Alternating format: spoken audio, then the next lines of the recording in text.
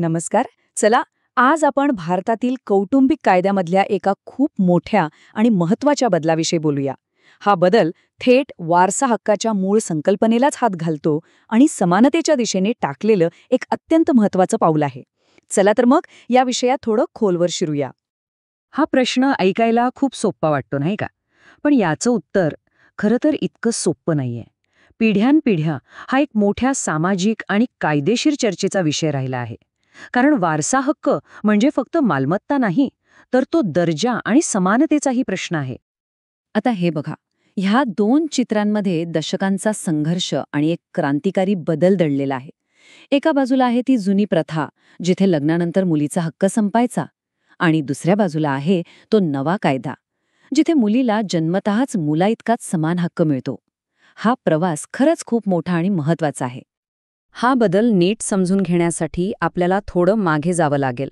म्हणजे आधीची परिस्थिती नेमकी होती तरी कशी?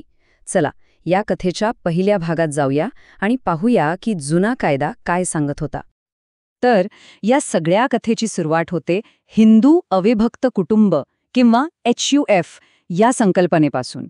ही एक कायदेशीर रचना आहे जिथे कुटुंबाची सगळी वडिलोपार्जित संपत्ती एकत्र ठेवली जाते.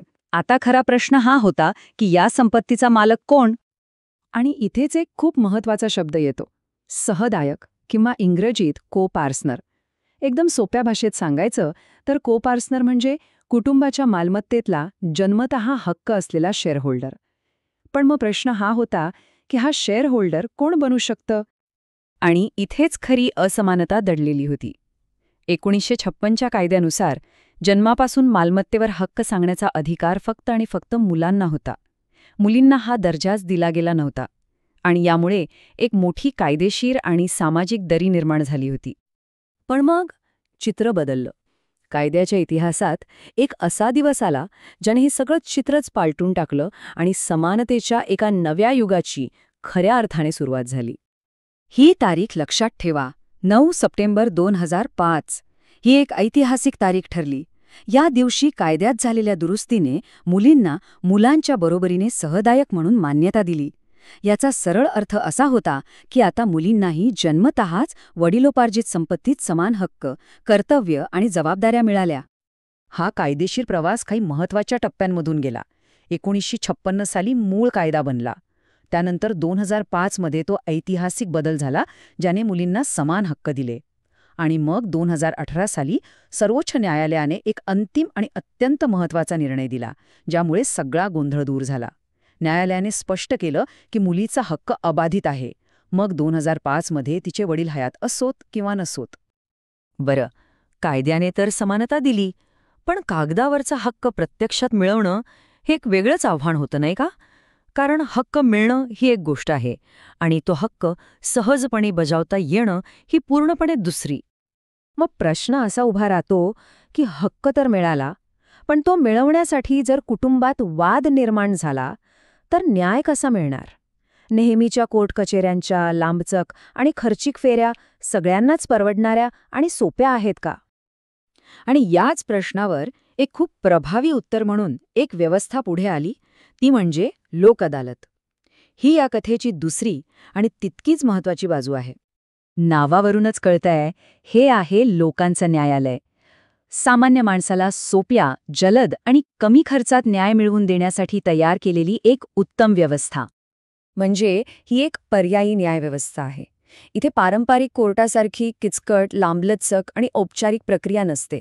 इथे मध्यस्थी आणि सामंजस्याने वाद मिटवण्यावर भर दिला जातो, ज्यामुळे वेळ आणि पैसा या दोन्हींची बचत होते. आणि हे जे फायदे आहेत ना, ते फक्त बोलण्यापुरते नाहीत. ते कायदेशीर दस्तावेजांमध्ये अगदी स्पष्टपणे लिहिलेले आहेत. चला बघूया ते नेमके काय आहेत. याचे फायदे खरंच खूप मोठे आहेत. सगळ्यात महत्त्वाचं म्हणजे कोणतीही कोर्ट फी नाही. निकाल खूप लवकर लागतो. जो काही निर्णय होतो तो दोन्ही पक्षांवर बंधनकारक असतो आणि त्यावर पुढे अपील करता येत नाही. आणि सगळ्यात भारी गोष्ट म्हणजे इथे दोन्ही पक्ष थेट न्यायाधीशांशी बोलू शकतात, ज्यामुळे प्रक्रिया अधिक पारदर्शक आणि सोपी होते. स्त्रोतामधलं हे वाक्य एक खूप मोठा गैरसमज दूर करतं. अनेकदा लोकांना वाटतं की लोक अदालत म्हणजे फक्त किरकोळ वादांसाठी आहे. पण सत्य हे आहे की इथे खूप मोठी आणि गुंतागुंतीची प्रकरणं सुद्धा यशस्वीरित्या हाताळली जातात. ठीक आहे, मग ही व्यवस्था नक्की काम कशी करते, विशेषतः कौटुंबिक वादांच्या बाबतीत? चला पाहूया. कौटुंबिक वादांमध्ये लोक अदालतीचा दृष्टिकोन खूप मानवी आणि महत्वाचा आहे. त्यांचा पहिला प्रयत्न हा कुटुंब जोडण्याचा असतो, तोडण्याचा नाही. आणि जर एकत्र राहणं शक्यच नसेल तर घटस्फोट आणि पोटगी यासारख्या गोष्टींवर सन्मानपूर्वक तोडगा काढायला मदत केली जाते, जेणेकरून कटुता टाळता येईल. तर ही न्यायाची गोष्ट आपण 2 भागांमध्ये पाहू शकतो. पहिला भाग होता कायद्याने मुलींना समान हक्क देणं, आणि दुसरा तितकाच महत्वाचा भाग, तो हक्क मिळवण्यासाठी लोक अदालतीसारखा एक सोपा आणि प्रभावी मार्ग तयार करणं.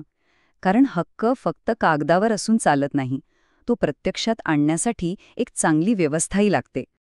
म्हणजे बघा, कायद्यांनी समानता आणली आणि लोक अदालतींनी न्यायाचा मार्ग सोपा केला. या 2 मोठ्या पावलांमुळे कौटुंबिक न्यायाचं चित्र नक्कीच बदलतंय. पण खरा प्रश्न हा आहे की कायद्याच्या पुस्तकातली ही समानता प्रत्येक घराघरातल्या वास्तवात आणण्यासाठी आपलं पुढचं पाऊल काय असेल.